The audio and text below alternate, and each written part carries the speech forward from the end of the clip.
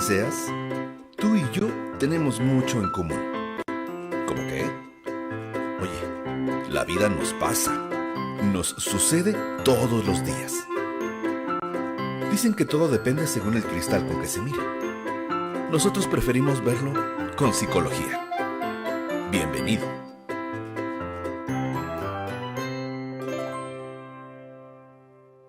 Bienvenidos a un episodio. Mi nombre es Erika Sánchez. El mío es Alan Santiago. Y el día de hoy traemos a una invitada espectacular. Nuevamente está con nosotros Vivaldina Haubert. Hola, muchísimo gusto, muchísimas gracias. Es un honor tenerte con nosotros nuevamente y hoy con el mismo tema de la vez anterior, solo que ahora vamos a precisar más sobre estos llamados cazadores de infantes. Bien, y para iniciar, platícanos, ¿qué es esto de los cazadores de infantes? ¿Cómo se originan o qué es lo que vamos a platicar el día de hoy? Hoy vamos a detallar sobre cómo existen personas que se organizan en diferentes tipos de grupos activistas para cazar menores de edad. A estas personas las podemos reconocer en las redes sociales con las siglas de MOP o de MAP. MOP significa Movimiento de Orgullo Pedófilo y MAP, por sus siglas en inglés, significa Personas Atraídas por Menores de Edad. Estas personas son pedófilos y desde 1950 se orquestan y se organizan para poder compartir material metodológico, técnicas, bibliografía, material de agresiones hacia menores de edad. Recuerden que tenemos que cuidar el lenguaje. Pero por favor imaginen ese tipo de material, todo es visual, son fotografías, son videos y también intercambian menores de edad. Claro, esto es bastante preocupante, ¿no? ¿Cómo se originan estos grupos? Fíjate que se originan desde la psicología y la psiquiatría. El padre fundador era un sexólogo, psiquiatra holandés, y empieza a hacer investigaciones sobre los diferentes tipos de parafilias y llega a la pedofilia y él, como pedófilo confeso, empieza a orquestar a todo este tipo de cazadores. Tiene tanto éxito en 1950 que se empiezan a replicar este tipo de movimientos en Holanda mismo en 1982. Y en 1982 sale otra asociación que se llama Marheiten y en 1984 en Estados Unidos la NAMBLA. Todas estas organizaciones tienen hartos seguidores, tienen muchísimos años de estarse orquestando y resulta que hay bastantes personas que viven con este trastorno psiquiátrico, pero también hay muchísimos varones que tienen fantasías con menores de 14 años. Recordemos, por ejemplo, el término de las lolitas. Entonces, cuando Nabokov escribe la novela La Lolita, se empieza ahí, desde ahí empiezan también apologías a favor de este tipo de relaciones consensuales. Y los últimos estudios lo que nos dice es que este tipo de parafilia es incurable. Entonces ellos la están presentando como una orientación sexual. Y si es una orientación sexual, deberíamos de respetarlos e integrarlos a las comunidades que están luchando por sus derechos y equidad y igualdad. Claro. O sea que se cuelgan, ¿no?, de estos movimientos que están luchando por pues la validación de su preferencia sexual, ¿no? Y se victimizan, porque también algo que dicen es que ellos tienen derecho a vivir una vida plena y por ser discriminados, señalados, tachados, estigmatizados, no lo pueden hacer. Entonces también se victimizan, se cuelgan y además han creado hasta partidos políticos. En Holanda se generó un partido político en el 2004 y que no pasó porque no recaudaron las firmas suficientes, porque también este tipo de cazadores les gusta estar bajo la sombra. En cuanto les echas la luz, salen corriendo como cucarachas. Ok, pues como lo decía Vivaldina, hay que tener prudencia con las palabras porque el tema se presta para mucho, ¿no? Pero bueno, finalmente es parte de nuestra realidad y si no lo decimos aquí, ¿en dónde?, ¿no? Otra cosa que me gustaría preguntarte, ¿cuáles son los tipos? Este tipo de personas se clasifican ¿de qué manera se dividen?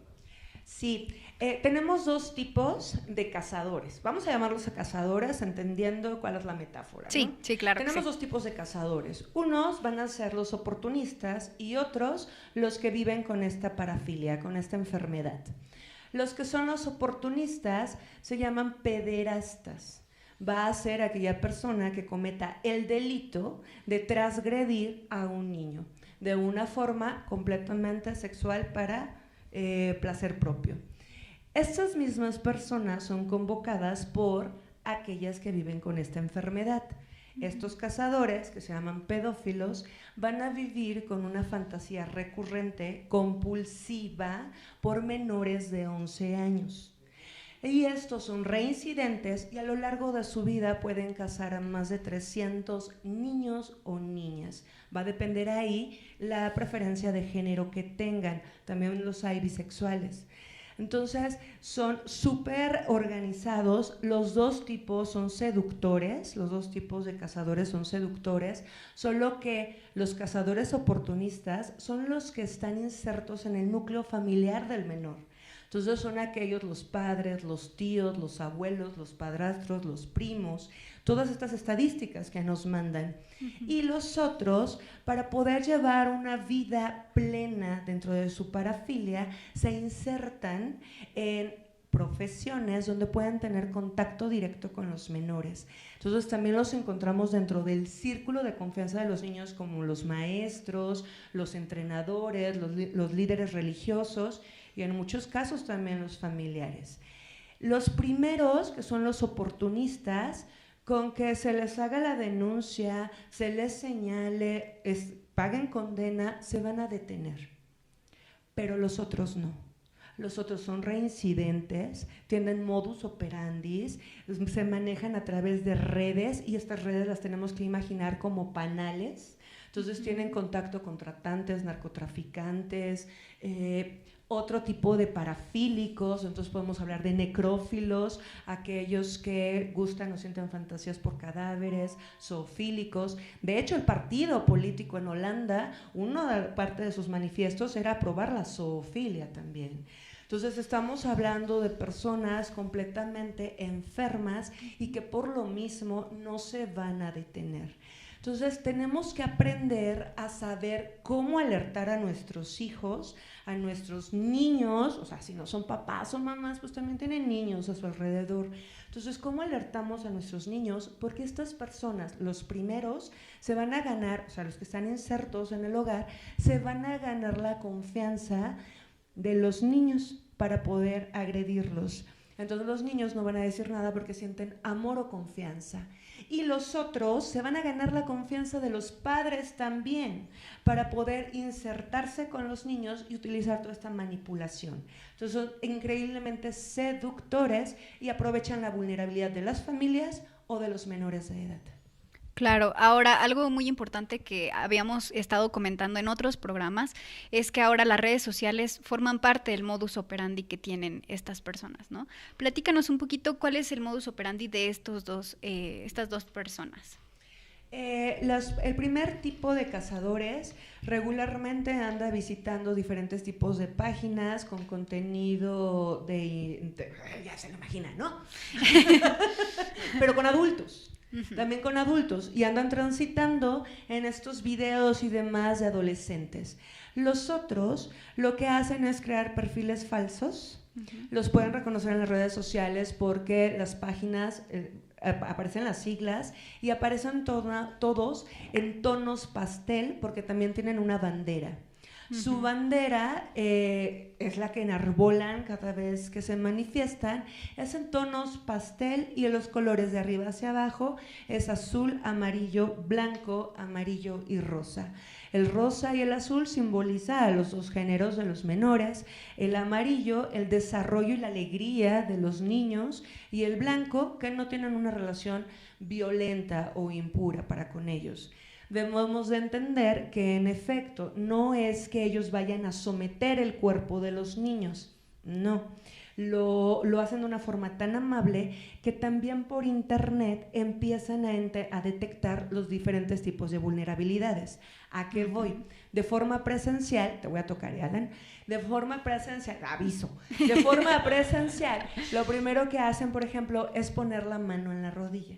Si el menor no hace nada y no chista, entonces, ahí voy. Entonces suben un tanto más la mano y entonces van avanzando hasta que se pueden dar la propia agresión. Y en redes sociales hacen algo similar. Entonces lo primero que preguntan es con quién están los niños, qué plataformas utilizan, después les piden fotografías. Recordemos que la mayoría de los chiquitines que están pegados al 100% en los aparatos celulares, computadoras y demás, están viviendo un tipo de violencia, la omisión de cuidados. Entonces no hay supervisores que puedan ver qué pasa y tampoco están siendo vistos, por eso es que todo el tiempo están pegados a las redes sociales. Entonces estas personas los empiezan a ver, los empiezan a reconocer, qué bello eres, qué inteligente, cuánto talento, qué capacidad. Entonces los niños se empiezan a enganchar y piden.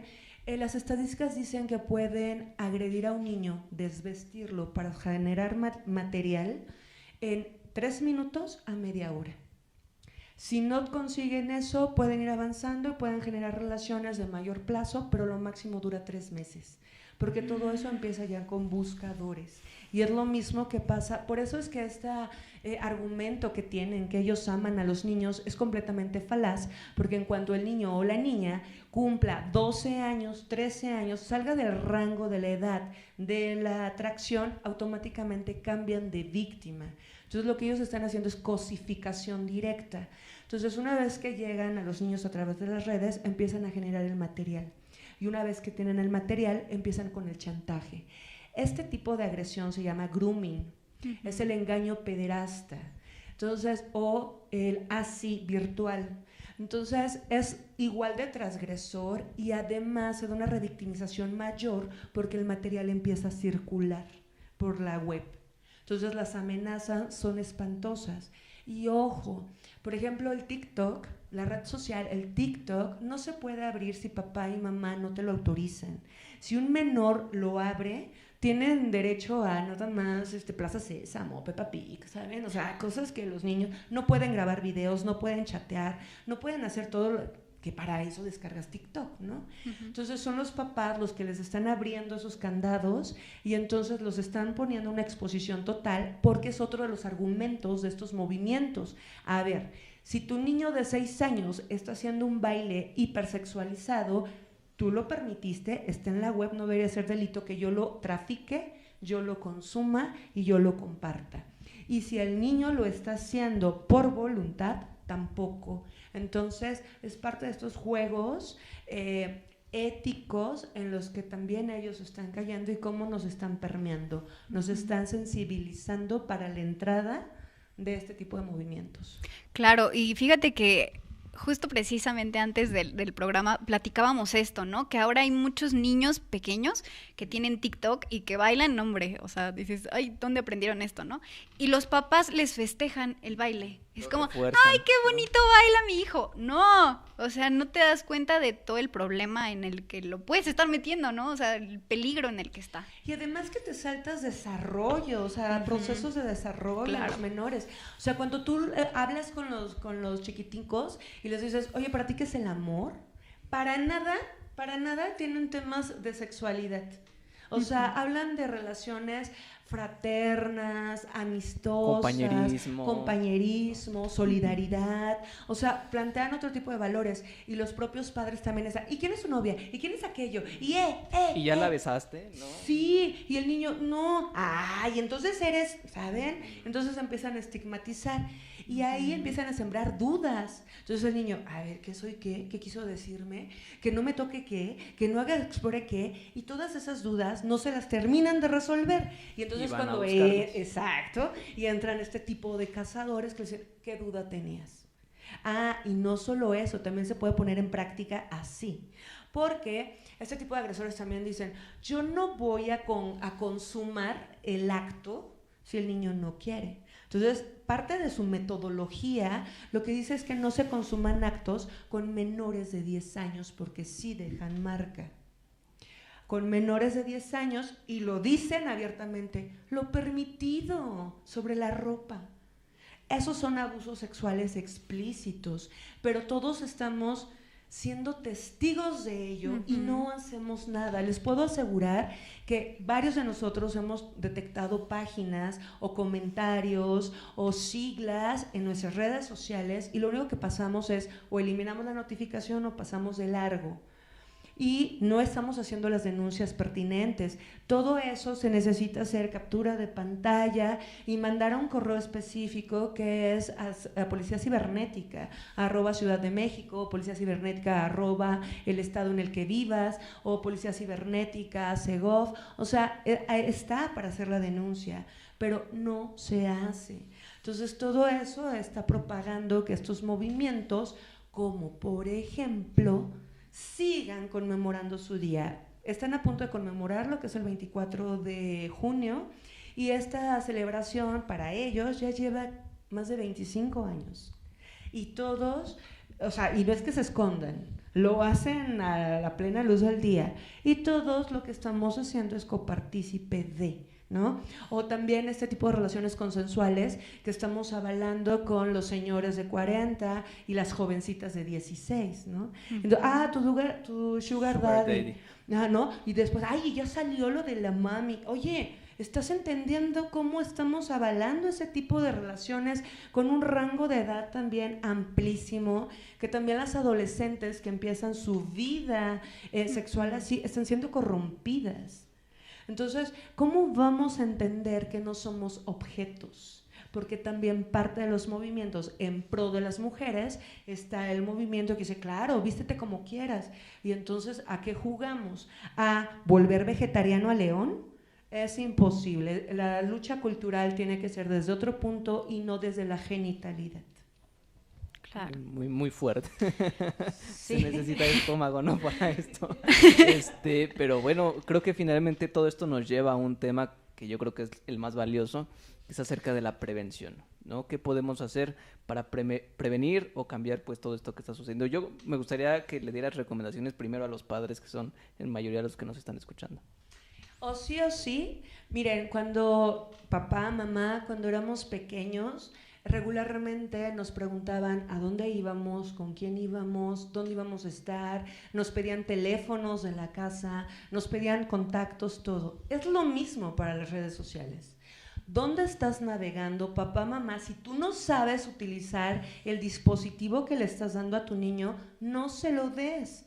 ¿O permites que cocine libremente? No. Entonces, también hay candados. Entonces, es necesario tener candados siempre en las páginas, es necesario revisar e entender los dispositivos, es necesario revisar todas las aplicaciones que los niños descargan, porque los chiquitines ya están creciendo con esa inteligencia. Entonces, es necesario saber cómo darles esas contenciones. Es necesario también, y es parte de lo que digo en el Centro Cultural, los niños no deben tener privacidad en redes sociales. Para privacidad, un diario, fomenten la lectoescritura, ahí no se metan en su diario, con candadito muy bonito. En el celular no.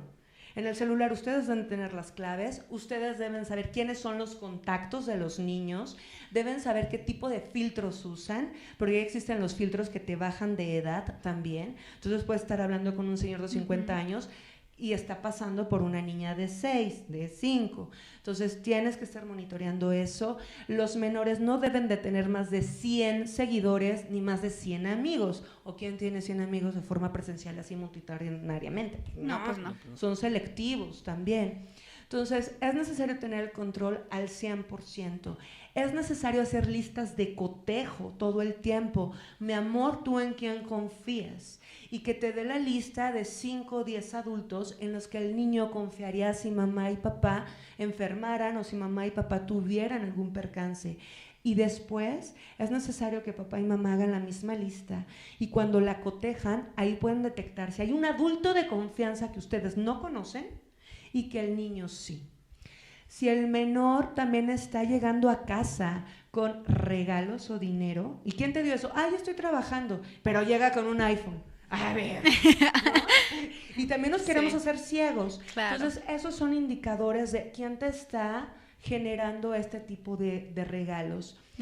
Bromas o palabras fuera de tono para la edad. Porque este tipo de conductas los empiezan a pervertir a los niños. Entonces, juegos que podrían ser naturales por la edad entre pares se empiezan a corromper y los puedes detectar por la verbalización.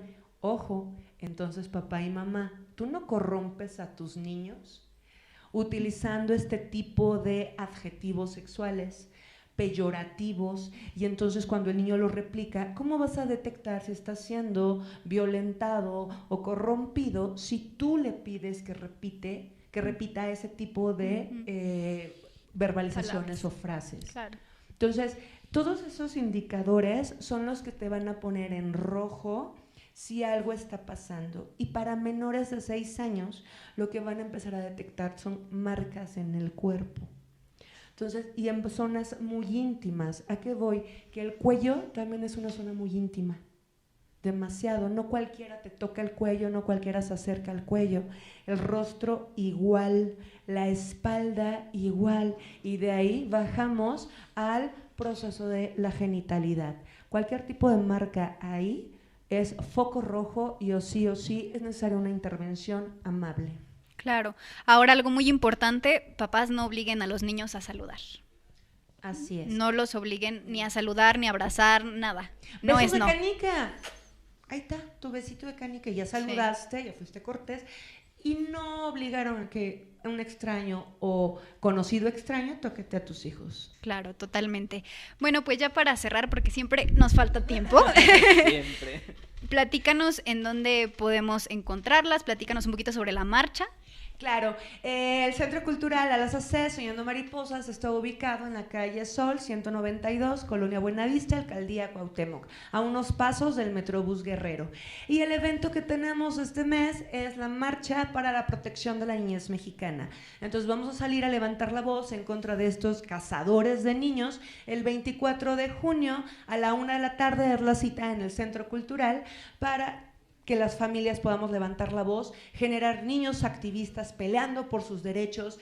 Pueden llegar con las consignas de Niñez Unida, siempre protegida, adultos informados, niñas y niños bien cuidados o escucha, la niñez está en lucha. Y así están, nos se pueden encontrar en nuestras redes sociales, @sonando.mariposas, así nos encuentran en todos lados. Muy bien. Muy bien, pues teníamos que hablar del tema porque es importante, pero cerramos con lo mejor, ¿no? La solución y la forma de actuar ante esta situación. Así ¿Vale? es. Bien, pues por nuestra parte sería todo, ya sonó por ahí. Está a punto de explotar esto. Hay un por ahí. Bueno, pues nos despedimos, cerramos el programa y pues muchas gracias a todos los que nos estuvieron viendo en un episodio más de su programa donde todo lo vemos. Con psicología. Con psicología.